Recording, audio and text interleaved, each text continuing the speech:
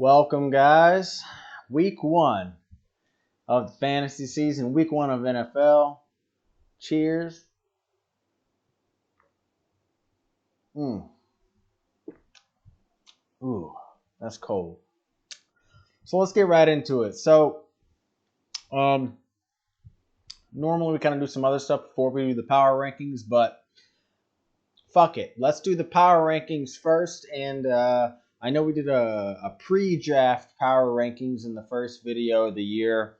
This will be the post-draft pre-week one power rankings. So, coming in at number 12, you guys probably already know who it's going to be. And I'm going to quote what Tebow said in his predictions video.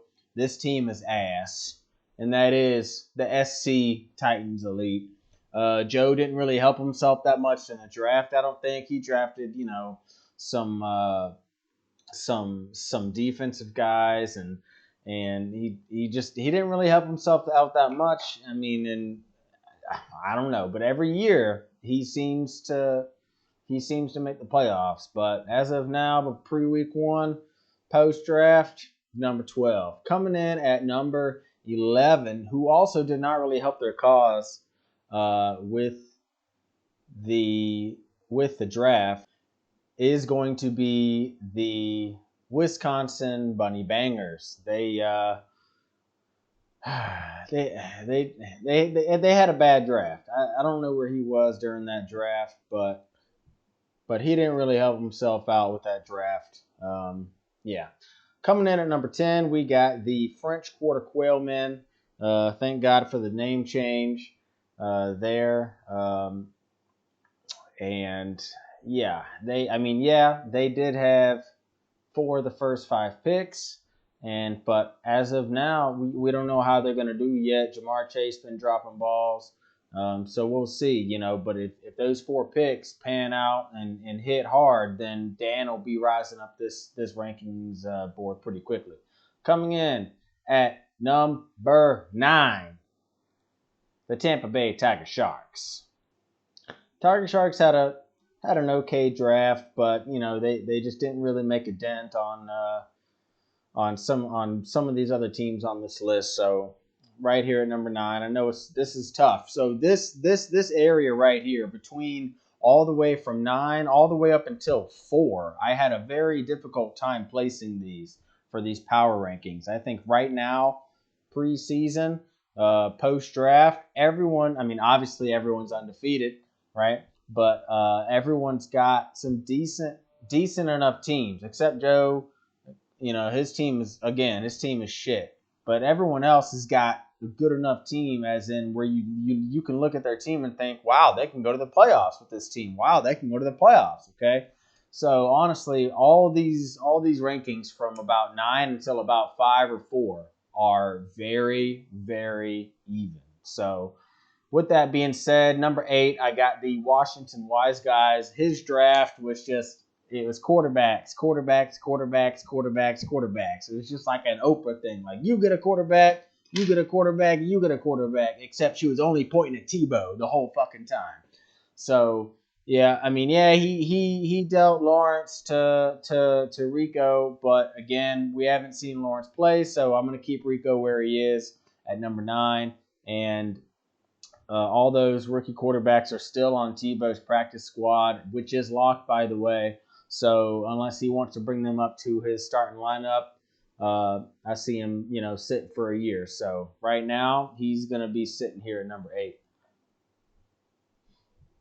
Coming in at number 7, we got the Trentham Trolls. They had an okay draft, but I felt like their expansion draft was better than their actual draft. So that's why I actually moved them down one spot. Whereas the team that I have here at number 6, the Hickory Grove Heaters, I felt like they had a better draft. They got a good running back, and he should come in immediately and help this team out. Whereas the Trolls, they got some pretty good receivers. I just don't know if they're going to be as helpful immediately as what Mac got in the draft. Coming in at number 5, we got the LA Finesse. E-Man didn't even have a pick until like the 4th round. And those picks were okay, but his starting lineup beforehand was already solid. He's got Mahomes, he's got Kelsey, he's got all these good guys. So I'm gonna keep him where he's at there. Coming in at number 4, I've got the Columbia Dumpster Fire. Got about 12 different logos for these guys, but all of them just include fire and dumpsters, so that's kind of fun to change it all out. These guys, again, they have the most stacked lineup, I think, in the league. But until he can prove that he can win some games and stop being unlucky, we're going to keep you here at number 4. But there is a change in the top 3. Not last week, I guess it was 2 weeks ago for the pre-draft video, or even 3 weeks ago. I did have the Philadelphia Smeagol's at number 3, but I feel after the draft, the Smeagol's had a good draft, so I'm going to put the Vietnam Voyagers at the number 3 spot, where I had a pretty good draft, but my starting lineup's really good, I think. It's just that based on what in the draft and what the Smeagol's got, and I'll put them up here, they're number 2. What they got in the draft, I mean, they had the number, I think, 5 and 7 picks, and he got 2 starting caliber guys on top of his already stacked team.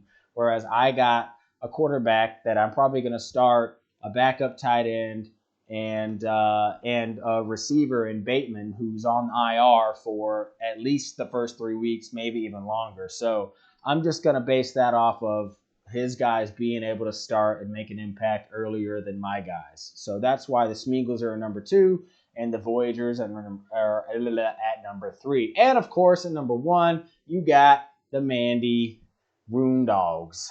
Okay, bringing again, to be the man, you got to beat the Mandy.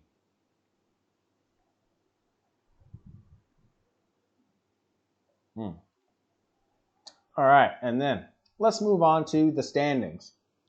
This is what the standings are going to look like this year. I had to make a new board, obviously. I don't know if I really like the look of this, guys. Let me know in the comments or in the chat or whatever if you like how this kind of looks. But obviously everyone's undefeated right now. I got so yeah, everyone's 0-0.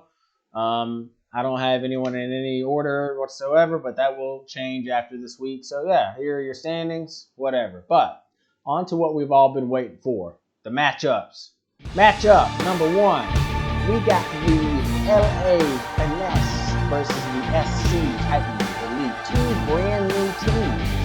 One moving from Catalina, just down the road to Los Angeles. They got a new stadium. They had some money from last year. They went to Catalina, sold all those helicopters, and they bought a big stadium in LA. And then finally, Gene Robinson 18 said, "Fuck it, we're moving out from behind the lot, behind Walmart, and we're moving to Santa Clara."